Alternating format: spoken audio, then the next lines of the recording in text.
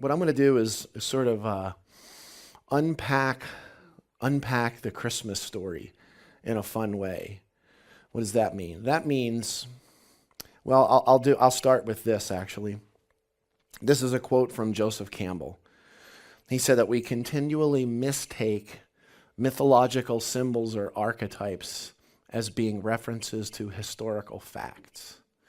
Or we see things in a story in philosophy and religion, etc., thinking that it actually happened.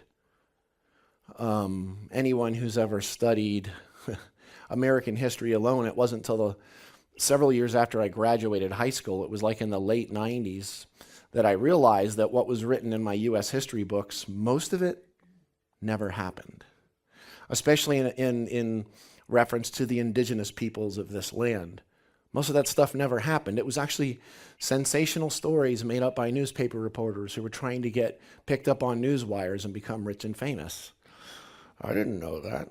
So when you start digging into the Christian thing, it gets even more complex. But what we're going to do to open, I said in a moment we were going to tone something together.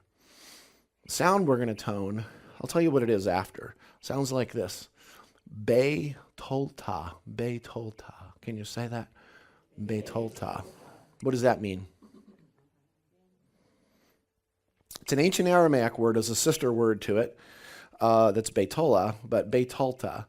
So this is paradigm. I've got it on the third eye. Third eye, what does that mean? So this is resonating the center frequency pattern. Everybody breathing? Of what Eastern science and philosophy recognizes as that chakra. Okay? The third eye. I've got the Eye of Ra on a little necklace here. So just be with that tone for a second.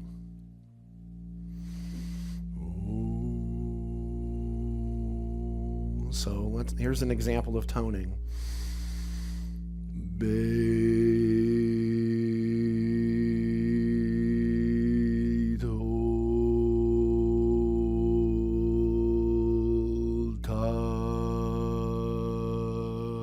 Can you do that with me if you're a little higher? Okay, I'm not going to struggle on that one. So we're going to get a beautiful breath in through the lungs.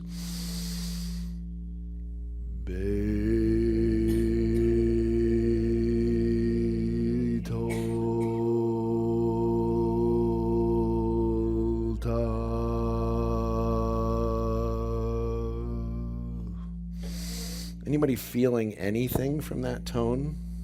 I'm going to bring in another tone here.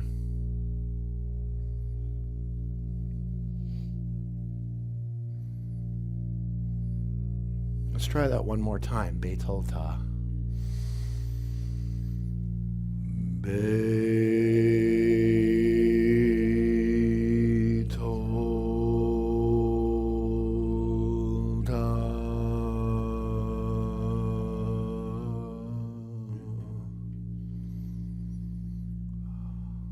Just let yourself ride on the waves. I'm bringing the volume down.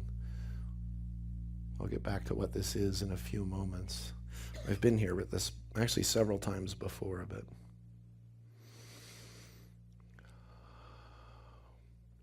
so Betola is a big word in Christianity. It has a lot to do with Christmas. It was the word, it's thrown around a lot. The word that we know of in the religion is virgin. Oh, Dale, you're not going there, are you? But I want to explain what that word means that's thrown around as virgin. Number one, it has nothing to do with the physical body. Nothing whatsoever, okay? Has nothing to do with whether something happened or didn't happen. The best way I can put that into English is pure. Pure, uncluttered. There's a sister word that actually goes with it. In a lot of the mythology of Jesus and Mary Magdalene, the stuff that wasn't allowed in the Bible, they had a daughter in a lot of the stories. Anybody know what the daughter's name was? Sarah. Sarah is an ancient Hebrew word, Sarah, that actually means crystalline princess or pure child. What that means is that there is a birthing of a being manifestation that has no, what we call, flaw. Okay? Now, I want to put a side note onto the word flaw. Flaw is a judgment. Okay? Like here, this crystal, the quartz capstone, this is Brazilian quartz on the top of the paradigm here. People could look at all of these facets. You had to turn off right when I was saying that. All of these facets, all these inclusions, and think, well, that's some kind of flaw. But the amazing thing is the more we use paradigm, the more multifaceted it gets. And we're not looking at it as flaws. We're actually looking at it as a purity of vibration. The Christmas story is entirely about frequency and vibration. Feel that? It's all about frequency and vibration. It's about tides. It's Yule time, right? Yule tide. Anybody know what Yule means? What do we think it means? Celebrate? Anything else? A Yule log. Or celebrate. That word Yule actually means spinning wheel. It means a spinning wheel. And there's so many different manifestations of how I can show that. Just by chance, Yule tide. What is tide? Tide is frequency. It's, again, that process of movement. Where was Jesus born? He was, well, let's just put it this way. What was the region that he lived in? I know I'm pushing your Bible stuff here a little bit. I know there's some recovering Southern Baptists and Catholics in the room. Where was the region that he was born in, or that he lived in? Starts with a G. Galilee. Anybody know what Galilee means? It's an Aramaic word. It means spinning wheel. He was born on the wheel. What does that mean exactly? So, after the Council of Nicaea, actually, there were some things that happened in the year of the Common Era, 315. 325 AD, Constantine pulls all the people together in the kingdom, and he throws some books on a table, and he's like, you're all here to vote, but I highly suggest you vote in terms of this whole Christian thing and what I'm going to put forth. And the people that didn't vote, a lot of them ended up dead before they got back home, and several others were excommunicated that didn't agree. By the year 350, Pope Julius made Christianity legal. Okay? Anybody know why it would have been, what was the date? What was the official date? What's the date of Christmas? December 25th. Anybody know why? Why they picked that particular day? Well, it's not winter solstice, but although the solstice plays a part in that. It was actually the pagan festival called Saturnalia. And let's be clear about something. Christianity, and I say this with all the love in my heart, is a cultic, pagan, ritualistic, human blood sacrifice philosophy. It's as pagan as it gets. Hang a body on a stick, etc. It's really, really pagan. We're going to come back to that whole December 25th thing. There was actually a woman, she passed a couple years ago.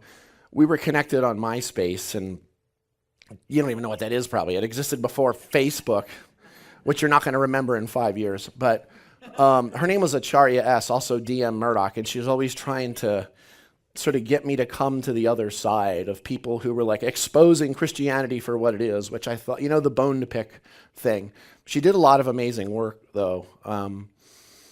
She was involved in a film, or a lot of her work was involved in a film called Zeitgeist about 12 years ago that was really, really well made. But I want to lay a couple of things out here, see if they sound familiar to you, okay? This book here, and she influenced a lot of what's in this book, Astrotheology and Shamanism. Ooh, good stuff. Christianity's pagan roots. So, let me talk to you about, what's this again? It's the Eye of Ra, Horus. The Eye of Ra is represented by this chakra here, that one, okay, the third eye. The Eye of Ra is on our money. The Eye of Ra is represented, we were just in D.C. the other day. Of course, it's right there, capstoned at the top of the Washington Monument, although you don't see it sitting there. So this guy, Horus, interesting guy. Horus was born of the Virgin Isis Mary. This is thousands of years before Jesus. On what day? December 25th, in a cave, in a manger, with his birth being announced by a star in the east, attended by 3 wise men. I'm going to blow through this really quick. He was a child teacher in the temple, baptized when he was 30, baptized by Anup the baptizer, who was then beheaded. That's a coincidence. He had how many disciples? 12. Performed miracles, raised one man, Al-Azarus, which in Aramaic is Lazarus, from the dead. Ooh, that's really coincidental. Walked on water, transfigured on the mount, crucified, buried in a tomb, and resurrected. Was known as the way, the truth, the light, the Messiah, God's anointed Son, the Son of Man, the Good Shepherd, the Lamb of God, the Word. He was the fisher. And there's, everybody's seen the little ichthys, the little fish symbol. If people knew what that meant, the people that have it with the word Jesus inside of it and they don't have a clue what it means, that's another story entirely. Associated with the lamb, lion, and the fish, Horus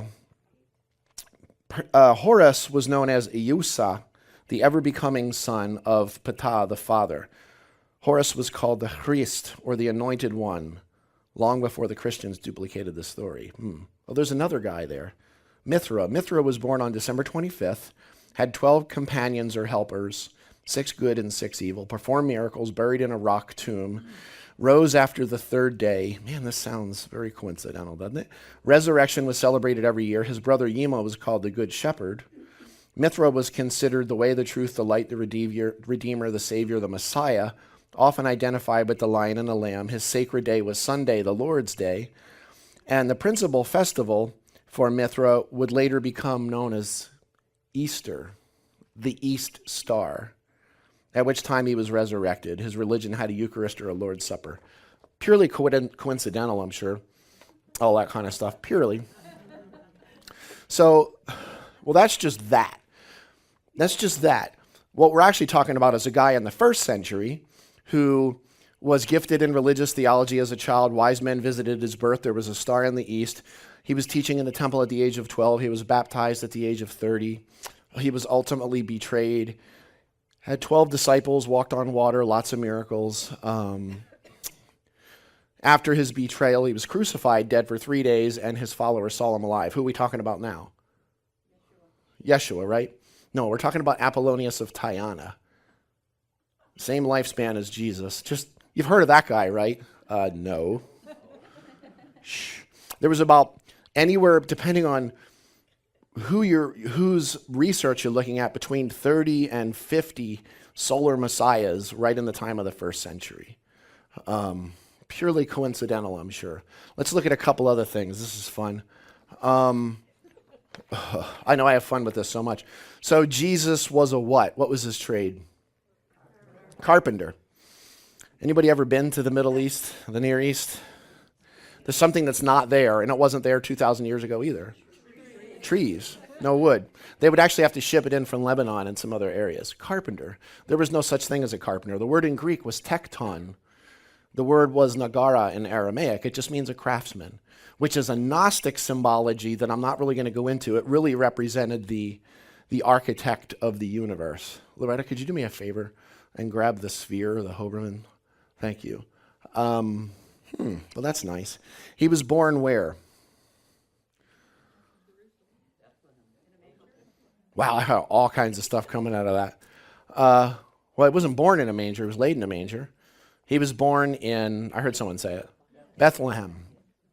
His name is Jesus of... Okay. So, does anybody know what the word of the town is after a man's name at that point in history? It's not where they were from, it's where they were born. You can't identify where someone's from because the lineage goes in all kinds of directions and people move constantly. It doesn't work that way. It was where they were born. Who? Anybody know what Nazareth means? The word's Nazaret in Aramaic. It means initiate. Bethlehem, house of bread, Bethlehem. Well, number one, it's in one of the Gospels that he was born in Bethlehem. In another one, it says that he was in Egypt. They fled to Egypt. You're not supposed to remember that stuff. But why were they in Bethlehem? Taxes. There was no census that year. History shows that it was anywhere from 3 to 4 years before or after 6 BCE, which is basically the given time of his birth. So even if you give 4 years before and after, there was no census. Everybody breathing? And let's also put this into perspective. So you got a woman, 8 months pregnant, and you're going to put her on the back of an ass and walk her through the desert for weeks to sign your name in a book. Of course, a book that didn't exist. He was born in a what? Well, he was laid in a manger, born in a stable. What do they not have? Anybody ever been to the Middle East, the Near East? There's one thing they don't have. Wood. Anybody know where the stable idea comes from? It has nothing to do with Jesus or the Bible at all. Totally unrelated. There's nothing in the Bible that mentions a stable. Nothing. Especially not in the first 4 Gospels. It comes from the year 1223. A guy named St. Francis of Assisi. He was at the Greccio Hermitage in Italy. And he created a manger scene with wood and local animals in a context that the local children would understand. It was called a presepio or a presepi. They still celebrate that to this day. So here we are 900 years, 800 years from that, not knowing that that's something pretty recent. St. Francis, great quote. My favorite quote ever from anybody. He said, what you are looking for is what is looking. What you are looking for is what is looking. If that doesn't resonate and it flies over your head, that's okay. Just breathe. St. Francis of Assisi. Interesting little thing. Well, St. Francis, he used to wear a red suit with a red hat. No, it's not true. Let's talk about Santa. Actually, we're here, so let's talk about Santa. Kris Kringle, all kinds of great names. Actually, I like the movie Santa Claus with Tim Allen. He's like, Popo Gigio, and all his Bon Natale, and all that stuff. Well, that's not actually Santa Claus, but fun thing about Santa Claus. Anybody know where Santa Claus comes from? That idea? What about the picture, the image of Santa? Actually comes from a HarperCollins artwork in the late 1800s. But we didn't really know about it so much then. It was when in the 1930s, Coca-Cola bought those pencil, or was it ink on paper or pencil on paper images? And all of a sudden, that sort of jolly old elf that we know of basically went mainstream. Pretty recent. It's funny how things that are recent, we just kind of take them on fact and there they are. I mean, But what's really, don't worry, I'm not going to burst bubbles if anybody's concerned about little pitchers having big ears in the room.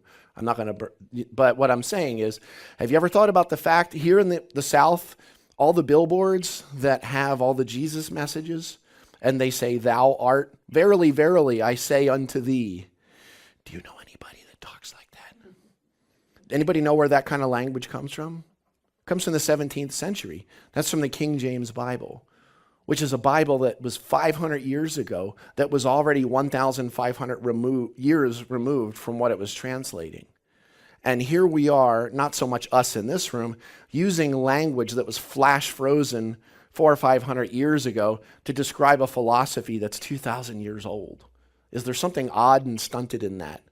I talked about the word Lord, the Lord's Prayer. I usually don't use the word Lord unless I'm referencing the fact that I don't use the word Lord. Anybody know where Lord comes from? England.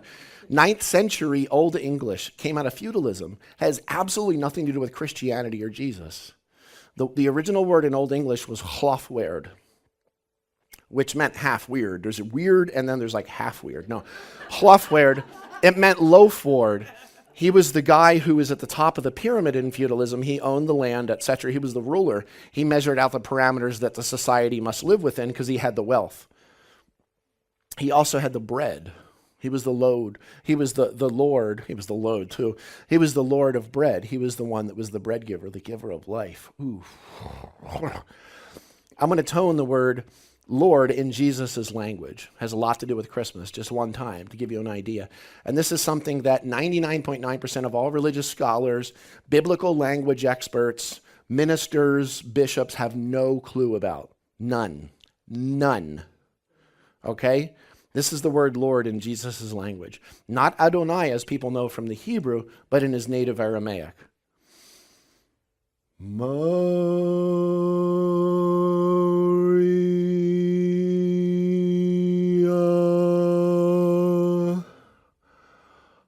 Maria. If you put the letter Mem, which is an M at the end, you got Mariam, or Mary. Her name was the word Lord. Mar, which means bedrock of strength. Rhea, Rhea, Re, Ora, Ra are all Aramaic sounds that meant a feminine light. That's a masculine light. That's the light of the sun. The feminine light is the reflection. The reflection is that light. Okay? And then Rhea, Rhea, Ora, Ra, they all meant an expansion of feminine light from a bedrock of strength. Maria, Maria. And you can just tone Maria. It's amazing. It's opening. You can tone Lord, and it's not quite the same thing. So we'll do that this afternoon in our little gathering. So, anybody know why the 25th besides Saturnalia, though? Why would they pick the 25th? I heard someone say something about the solstice. The solstice is coming up on Friday, the 21st. Let's look at this in terms of the solstice, since this is December 21st, okay? Something really interesting happened today, and it was something that was very viewable from northeastern Africa, the Arabian Peninsula, the Mediterranean, and southern Europe in about 2,000 years ago, the time that Jesus/Yeshua guy walked the earth. What I'm known for around the world is working with the Aramaic language, the language Jesus spoke. And for years I've been saying it's all about frequency and vibration, and it's not about the words that I'm using, and finally I can let people feel that. But what happened today, people don't realize this happens. The Son, what was called the only begotten, the Son of God, honored all the way back to Akkadian, Phoenician, and Sumerian times, going back 12,000 years, drops down into the region of what's called the Southern Crux, or cross. The only begotten Son drops into what looks like the center of that cross, which is a constellation of stars. It looks kind of like this. And it's going to sit there for the next 3 days. And then, intriguingly, the three kings of Orion's belt, late on December 24th, are going to start pointing directly and lining up with Sirius, the dog star, the star in the east. They're going to follow the star in the east to point directly at the only begotten Son that's going to be born off of that cross on Christmas morning. Happens every year. Does that sound a little bit familiar? And a great quote from Joseph Campbell. He says that he said that we continually mistake mythological archetypes or symbols as being references to historical facts, as if somehow the story happened, rather than the realization that it's about something much greater. Mithra, Dionysus, Apollonius of Tyana, nobody's heard of him. Horus, all of them have that same line that Jesus has. And of course it's the time of year that we've got Santa Claus sort of everywhere pushed down our throats, which is interesting because Santa's like a training ground for kids to obey God, right? You better watch out. You better not cry. You better not pout. I'm telling you why. But he sees you when you're sleeping. He knows when you're awake. He knows if you've been bad or good, so you better be good, or you're going to burn in hell for eternity. Understand? They're prepping us for that whole thing. They're prepping the children, etc. He's up there with his reindeer. And if this isn't a cool piece of information that's come out in the last couple years, the reindeer, they're all guys, right? Anybody know what happens to reindeer in late November? The males shed their antlers. That means if they've got antlers at Christmas, they're all girls. Just a good little piece of information to put there. Again, I kept telling you about how everything Everything weaves together, etc. Do you remember something else I was talking about? What was all that stuff in the beginning? Spinning wheels. Interesting, if you look at all of the 2,000, 1,800, 1,900, 1,700-year-old artwork of Jesus, there's the cross, the eternal self, the human self. We suffer at the crux point. Excruciate means to suffer at the cross point between the eternal nature, that which is unborn and undying is everything, and the human self that's trying to become more of something it already is. We suffer at the cross point, which is where we're crucified. But he often has the halo, the crown of thorns, and he's also surrounded by something else in those older depictions. The disciples, there happens to be how many tribes of Judah? 12. How many disciples? 12. You know what else is in those depictions from almost 2,000 years ago? The zodiac. And him traveling through the Yuletide. The sun at the center. I'll talk about it a little more this afternoon, but there's not going to be a lot of talk. It's going to be more vibration and frequency. This device is doing something that Tesla was working on, Edgar Cayce. We're going to get weird here. Lemurian, Pleiadian, Atlantean technology. Tesla was working on a vibrational device before his death, and it just happened to burn up in a fire, along with the schematics of how he made it a few years before his death. Very convenient for certain people. He believed that a tower that he was building in Long Island was going to amplify the transmissions between him and transdimensionals and extraterrestrials. This is all fact. It's all in his books. It's not hearsay. There's a little selenite wand down in the middle of this that actually has that same kind of an effect. And there's no kidding here. Loretta and I have seen people have past life regressions. Their dead relatives that haven't been born yet, children, their spirit guides. They go back to Jesus' time. They go back to Egypt. And I'm not trying to sell you on something. We don't understand it. It's all about frequency and vibration. It's not about what you're thinking. It's about what you're feeling. So let's try a little experiment here. I'm going to keep it on the heart chakra. Actually, we're going to go up one. It's the throat chakra. I'm keeping the volume a little low at the moment. I'll fry your sockets in a few minutes. This is the resonant frequency of the king's chamber inside the Great Pyramid. That means that you can make any other frequency or tone, and it's kind of nice. You hit this exact frequency, and the room lights up. They say that it sparks. Of course, we had that thing that we were told that the pyramids were tombs, but that's just because the bodies were all that were left after everything else was ransacked out of there. They've got evidence of things like copper having been painted inside of the chambers and the pyramids, etc. Pretty interesting. What we're going to do is we're going to try a little experiment with the sound. I've got this necklace on, and I'm sure in the dark you can all see it, right? It's the Eye of Ra. It's on our money.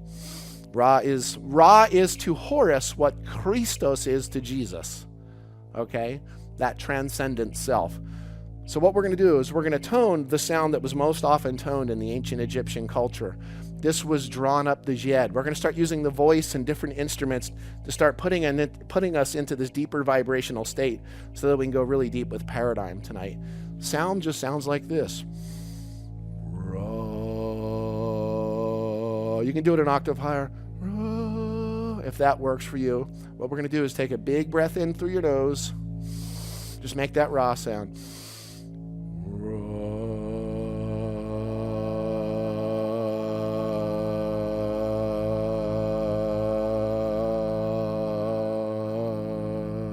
Let's do that one more time.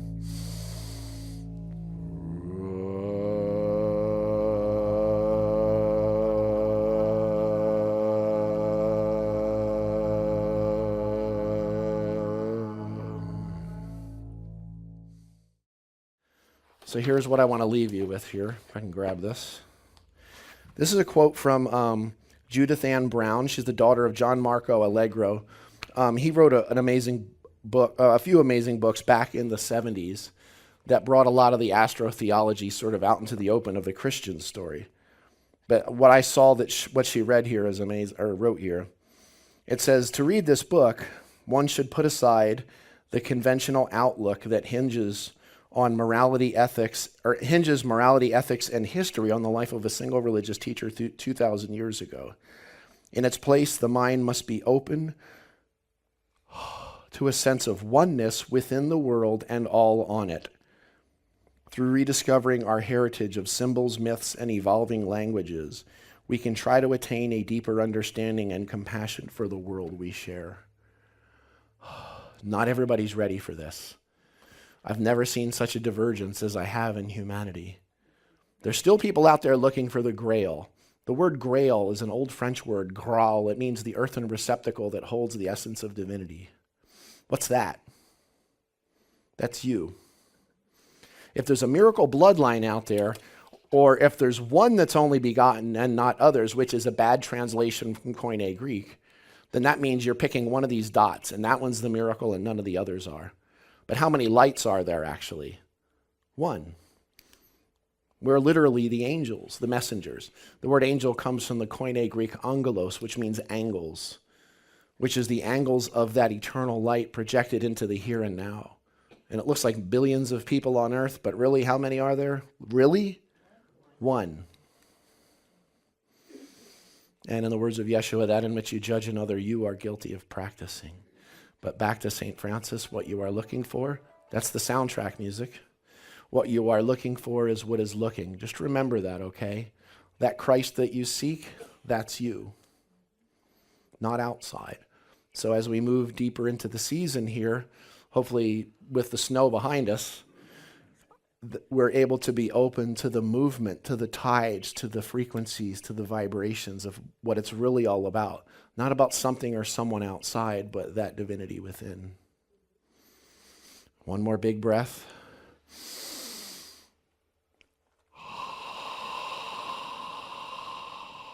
So let's tone one word one time as a close. Amen. Amen. Proper pronunciation of that word. Amen. One time, okay? Amen.